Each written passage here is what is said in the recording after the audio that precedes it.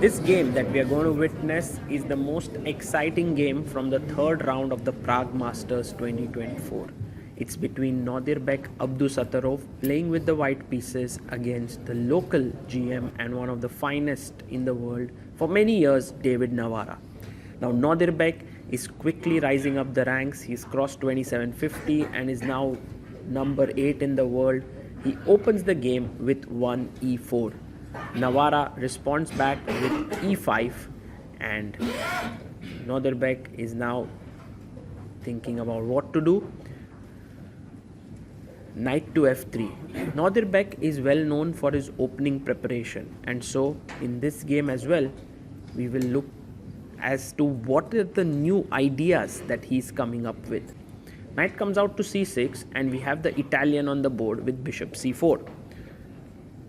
The Italian is getting quickly explored to a big extent. It has become very theoretical, but at the same time there are still some fresh avenues to be explored. c3 played with the idea of hitting the center with d4. Navara plays his knight out to f6, attacking the pawn on e4. And Nodirbek pushes his pawn to d3. The standard opening position out of the Italian, and black now has to decide what is the way in which he goes. d6 played by David, and Nodirbek now can either castle, go knight d2. There are many simple moves here, but he goes for the most direct approach, b4. Although this hasn't been played as many times as maybe knight d2 and castles, it is still played quite a few times, nearly 2000 games there. a4 played now. In this position, black generally plays a6 or a5. David decides to go a5. The downside of this move is that white can get b5 now, which will attack the knight and gain more space. That is exactly what Nodirbek does. And you can see his clock time. He already has 1 hour 32 minutes. This is why Nodirbek is a very dangerous player in the opening, because he comes very well prepared to his games. Knight d2 played. And why people consider him to be a very strong player in general is because even when the freestyle chess happened recently, which was without theory, he managed to win the rapid playoffs. And here with theory, he just knows everything. So he's like a complete player.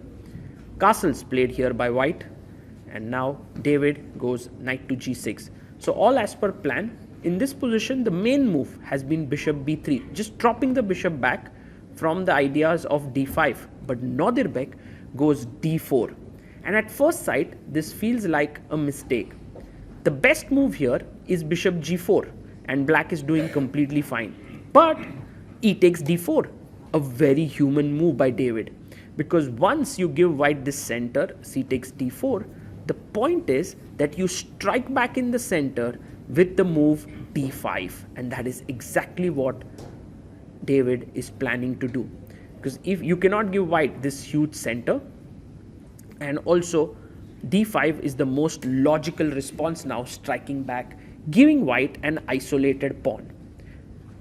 But Nodirbek's opening preparation is much deeper. He takes the pawn, and then after knight takes d5, which is very likely going to happen, he has realized that his bishop on c4 is an absolute monster. The queen will go to b3, the rook will come to e1, knight will jump to e4, and for the isolated pawn, white has amazing development, free-flowing space. The pieces are just moving in great squares. Bishop a3 can come out. Now c6 played by David. He's ready to take on an isolated pawn for the stability of his knight in the center. But Nodirbek is not at all interested in that. He goes rook e1. He's going for piece play. And at some point, he may even play the move g3 to dominate both these knights. Knight goes to b4. Now, this is not a great move by David, but then again, a good move for him was not so easy to be found. Knight e4 played by Nodirbek. Now, this move is already angling at the f7 square. The knight is jumping to g5. You have to be careful. h6 is a move you want to play as black, but David takes the pawn on b5. The bad thing about this move is that suddenly after AB5, the rook will open up on A1. And that is exactly what David has to be careful about, because then there are some queen sacrifices always in the air that you can actually take the knight with the queen and the rook would be hanging. David Navara also low on time. He's already down below half an hour on time as compared to Nodirbek. He plays the most natural move, bishop g5, but Nodirbek now jumps in with his knight to g5. 1, 2, 3 attackers on the f7 point. You have only 2 defenders as of now. How do you defend it? Do you go knight h8, which is just a very ugly move to make? He plays queen d7, but now comes this tactic, takes, knight g5, and if you play rook f8, there is takes, and this bishop a3 move, which is tough to see, which is why Nodirbek goes directly bishop a3, and he's now threatening the same variation with knight f7.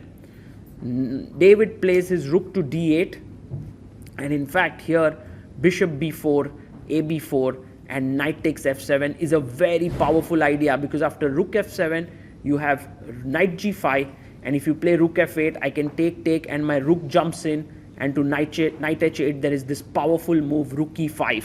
So these were the tactics that are there in the air threatening this rook d5, but it's not at all easy to see. So ab4 played, will Nodirbek take the pawn on f7? That is the big question here, because it all works out for him, but it's not at all easy for a human to see. He makes an error. He goes knight c5. Well, d4 pawn is hanging. The knight is hanging, and if you take knight f7, rook c8 is a brilliant move, calmly not being afraid of this discovered check. Will David manage to find this queen takes d4? Very unlikely, especially with Nodirbek playing his moves quickly and confidently, also getting up from the chair. Psychology is a big part of chess. David takes off his jacket. He's been thinking for quite some time, but is unhappy with queen takes d4, and hence plays the move queen c7, once again giving up the advantage to his opponent. Now Nodirbek is back with an advantage here. He can play his rook to c1, defending the bishop and the knight, which is actually a very, very good position for white. Will Nodirbek find it? Yes, he plays rook c1. Excellent move, and he is now very firmly in the driver's seat once again in this game. What is David's next move here? You want to kick this knight away with h6, but there are all these threats with knight e6 that are in the air, which are also very, very dangerous. So he goes knight f4. This is an important moment, and bishop f7 taken. Wow, what a move, because if you take here, then knight d3 is a monstrous discovered attack, hitting the queen and this rook. So bishop f7 is an excellent move. You can't take that bishop, and David Navara, of course, going to move his king away in just 4 minutes of thought. He moves his king to h8 and says to Nodirbek that now many of your pieces are also hanging. So queen f3 played. He's going for the attack now.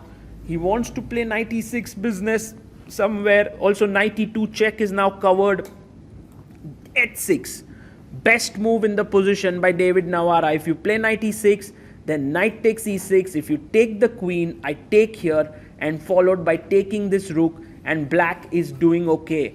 That's the reason why he plays knight takes b7 now.